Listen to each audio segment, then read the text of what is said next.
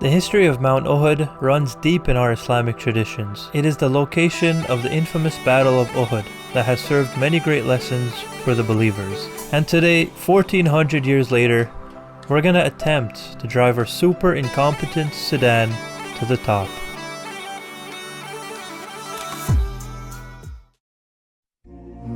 The Battle of Uhud took place on Saturday, March 23rd, in the year 625 AD in the valley of Mount Uhud. The Quraysh army led by Abu Sufyan arrived in full force. They brought a 3,000-man infantry, 3,000 camels, and 200 horsemen. Alongside Abu Sufyan was his wife Hind, leading the women's section. Both were fierce enemies of Islam. Amr bin al-As was in charge of the cavalry, coordinating the attacks with precision. These three men, who were destined to become some of Islam's greatest generals, were still enemies at the time. On the other side, the Prophet Muhammad ﷺ stood with a much smaller army of 700 infantry, 50 archers, and just 4 horsemen. Despite being outnumbered, they marched from Medina with unwavering resolve. Zubair bin al-Awwam commanded the right wing, Mundir bin Amr led the left, and the advance guard was led by Hamza, the Prophet's uncle. Musab bin Umair held the standard of Islam high. We made it. Actually, not bad. We drove to the top of this mountain. While Abu Dujana wielded the Prophet's sword, Zulfikar. Before the battle, the Prophet positioned 50 archers under Abdullah bin Jubair at Jabal al-Ruma, a strategic vantage point with strict orders. Stick to your place and don't leave it, even if you see birds snatching us until I send for you. Whether we win or lose, stay put. Our first incident was bound to happen. The wheel well. So here you have nice plastic protection, but here you can see the whole engine. It just got ripped right out from a big piece of rock. We'll deal with this later. But it's not a big issue, nothing broke. It's just a couple clips. Hope we don't forget. The battle began with intensity. The Muslim forces strategically targeted the 11 influential Quraysh leaders and succeeded in eliminating them, shifting the momentum. Abu Dujana and Hamza fought with legendary valor. However, tragedy struck when Hamza, the Lion of Allah, Asadullah, was martyred by a javelin thrown by Washi bin Harb, an Abyssinian slave who earned his freedom through this act. Despite this heart-wrenching loss, the Muslim army pressed on, their spirits unbroken. As they gained the upper hand, the Quraysh began to retreat. Victory seemed imminent until a critical mistake occurred. The archers, eager for the spoils of war, disobeyed the Prophet's order and left their posts. This lapse left the Muslim army vulnerable. Seizing the moment, Khalid bin Walid showcased his tactical genius. He led a swift cavalry charge around Mount Uhud, striking the Muslims from behind. The scene turned chaotic as the Muslims found themselves surrounded. The Prophet himself was injured, suffering a chipped tooth, a cut lip, and a wound from his damaged helmet. Musab bin Umair, mistaken for the Prophet due to his resemblance, was killed by Abdullah bin Qama'a, who then falsely proclaimed that he had slain Muhammad. This rumor spread like wildfire, causing despair among the Muslims. Some abandoned the battlefield, while others resolved to fight on, determined to protect their faith.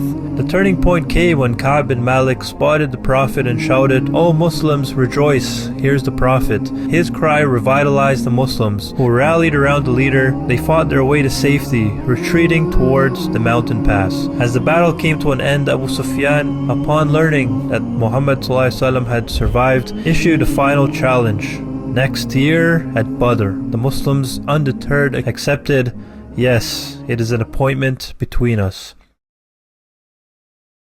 How blessed it is to spend time in Medina, the city of the Prophet ﷺ, the city of peace, and you really do feel it. It's quite unbelievable. But apart from the peace, Medina is known for its dates, specifically Ajwa dates. And we're on the hunt for the cream of the crop, Ajwa Aliyah, from the gardens of Salman al-Farsi, 300 date palms planted for his freedom by the Prophet himself. Next stop is JJ Date Farm. No, not JJ. Al-Ramadiyya or something.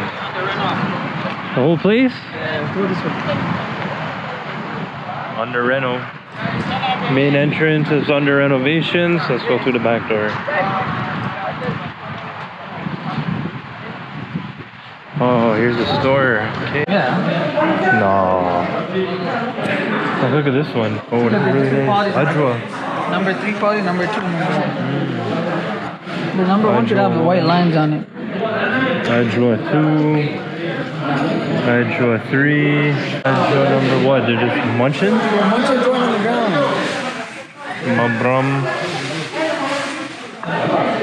Safawi. Collection of dates. Purchase. And went date shopping today. Oh, we gotta load up the truck. We went to a farm and we bought the farm. Legit. We went to the farm. You can see the farm?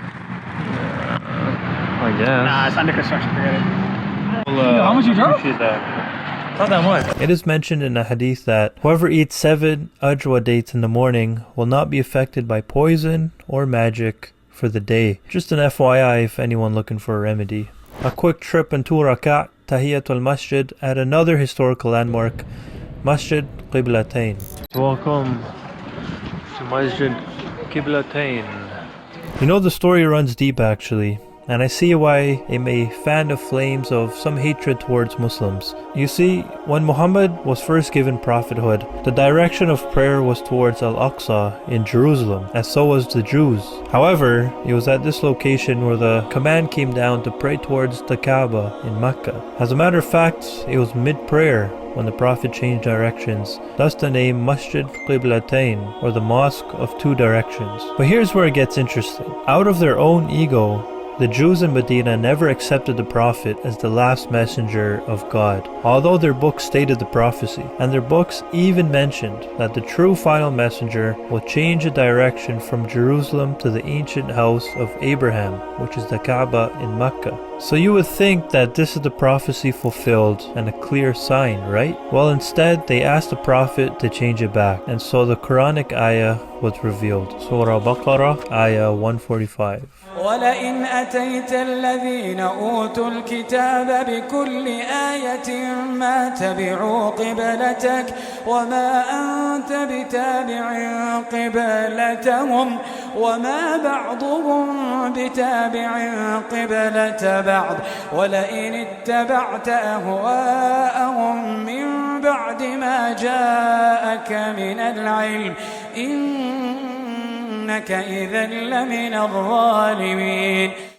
The night continued to one of those super cheap and super low-key shopping centers that Muad scoped out. A whole lot of attar oils, picked up an ihram for the upcoming Umrah trip, and a pair of blue sandals that lasted a surprisingly long time.